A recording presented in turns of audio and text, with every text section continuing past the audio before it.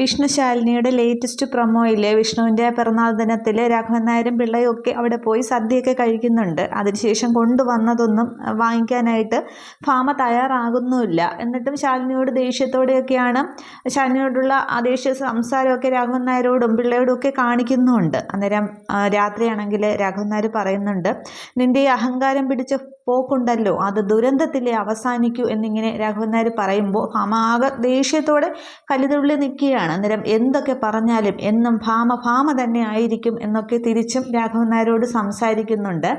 അതിനുശേഷമുള്ള സീൻ കാണിക്കുന്നത് ശാലിനിയാണെങ്കിൽ എവിടെ ഒരു ഉദ്ഘാടനത്തിന് പോവുകയാണ്. അന്നേരം ചെന്നിറങ്ങുമ്പോൾ എല്ലാവരും ഇങ്ങനെ സ്വീകരിക്കാനൊക്കെ ആയിട്ട് നിൽക്കുകയാണ്. അന്നേരം വിഷ്ണു ആണെങ്കിൽ ശാലിനിക്ക് ഇങ്ങനെ ഡോർ തുറന്ന് കൊടുക്കുന്നുണ്ട്. അന്നേരം ഇവരിങ്ങനെ ബൊക്കയൊക്കെ ആയിട്ട് നിൽക്കുന്നുണ്ട്. പോലീസുണ്ട്, ബാക്കി അവിടുത്തെ സംഘാടകരും ഒക്കെ, സ്കൂളോ എന്തോ ആണ്.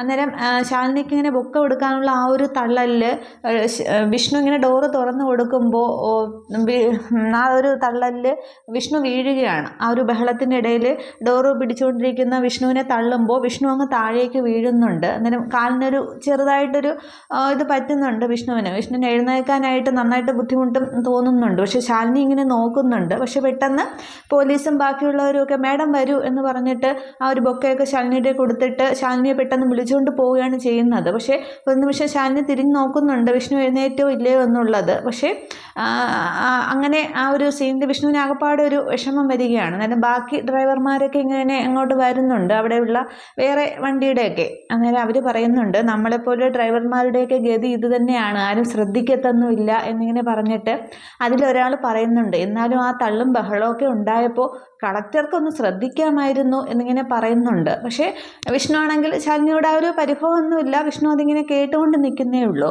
അതിനുശേഷം ശാലിനി ആണെങ്കിൽ അങ്ങ് അകത്തേക്ക് അവരെ വിളിച്ചുകൊണ്ട് പോകുന്നുണ്ട്. ആ ഒരു ഉദ്ഘാടന ചടങ്ങൊക്കെ അവിടെ നടക്കുന്നുണ്ട്.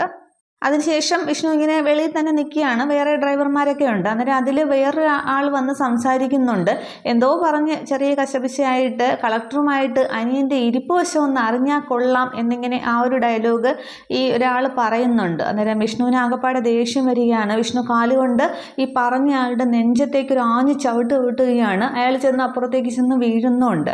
അന്നേരം അത് കണ്ടുകൊണ്ട് ശാലിനി ഇറങ്ങി വരുന്നോന്ന് കാണിക്കുന്നില്ല. പക്ഷേ ശാലിനിയും ബാക്കിയുള്ളവരും ഒക്കെ ഇങ്ങനെ അന്തം വിട്ട് ഇതെന്താ സംഭവം എന്നുള്ള രീതിയിൽ ഇങ്ങനെ നോക്കി നിൽക്കുന്ന ആ ഒരു സീനും കാണിക്കുന്നുണ്ട്. അന്നേരം ആ ഒരു വിഷ്ണു അവിടെ ഒരു ചെറിയ പ്രശ്നം ഉണ്ടാക്കുകയാണ് ചെയ്യുന്നത്. അതിന് ശാലിനിക്ക് എന്തെങ്കിലും പ്രശ്നമാവുമോ എന്നുള്ളതൊക്കെയാണ്. മുന്നേ ശാലിനി പറഞ്ഞതാണ് ഉത്തരവാദിത്തപ്പെട്ട ജോലിയാണ്, നോക്കിയും കൊണ്ടുമൊക്കെ നിൽക്കണം എന്നുള്ളത്. പക്ഷേ പെട്ടെന്ന് പൊട്ടിത്തെറിക്കുന്ന ഈ ഒരു വിഷ്ണുവിൻ്റെ സ്വഭാവത്തിലും ശാലിനിക്ക് ഇനി അവിടെ എന്തെങ്കിലും അപമാനം ഉണ്ടാകുമോ എന്നുള്ളതും ഒക്കെയാണ് അറിയേണ്ടത്. ഇത്രയുമാണ് ഈ ഒരു പ്രൊമോ സീനിൽ വന്നിരിക്കുന്നത്.